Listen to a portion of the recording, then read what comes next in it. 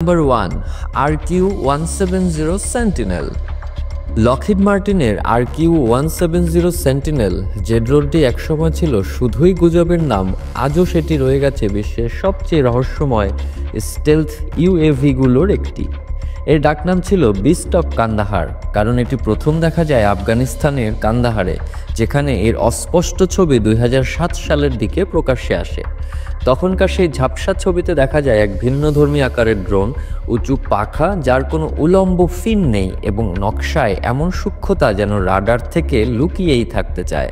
ধারণা করা হয় এটি তৈরি হয়েছে লকহিড মার্টিনের স্কাঙ্ক ওয়ার্কস দ্বারা, যারা SR-71, ব্ল্যাকবার্ড আর F-117 নাইটহকের মতো কিংবদন্তি স্টেলথ জেট তৈরি করেছে।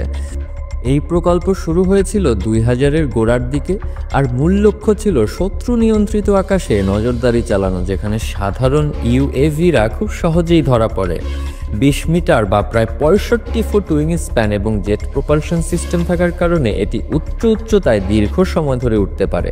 ধারণা করা হয় এটি উচ্চ ক্ষমতার electro optical sensor, infrared camera এবং সিগন্যাল ইন্টেলিজেন্স সরঞ্জাম বহন করতে সক্ষম, যেগুলোর মাধ্যমে রিয়েল টাইমে ভিডিও পাঠানো সম্ভব।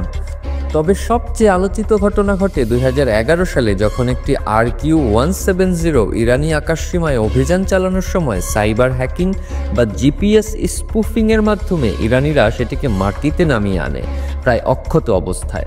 এরপর সেটিকে ইরানি টেলিভিশনে দেখানো হয়, যার মাধ্যমে প্রকাশ্যে আসে যুক্তরাষ্ট্রের গোপন নজরদারি ক্ষমতা। এই বিপর্যয়ের পরেও RQ-170 ব্যবহার করা হয়েছে আফগানিস্তান, পাকিস্তান, এমনকি উত্তর কোরিয়ার মতো স্পর্শকাতর অঞ্চলে গোপন নজরদারির কাজে। এর প্রকৃত রেঞ্জ, অপারেশনাল উচ্চতা, সেন্সর ক্ষমতা সবকিছুই এখনও শ্রেণীবদ্ধ তথ্য, কিন্তু বিশেষজ্ঞরা একমত এই ড্রোনটি ছিল স্টেলথ ড্রোন টেকনোলজির এক যুগান্তকারী ধাপ। 2024 সালের হিসেব অনুযায়ী নিশ্চিত নয় যে এটি এখনও সক্রিয় ব্যবহারে আছে কিনা, নাকি আরও উন্নত নতুন প্ল্যাটফর্ম এসে একে প্রতিস্থাপন করেছে।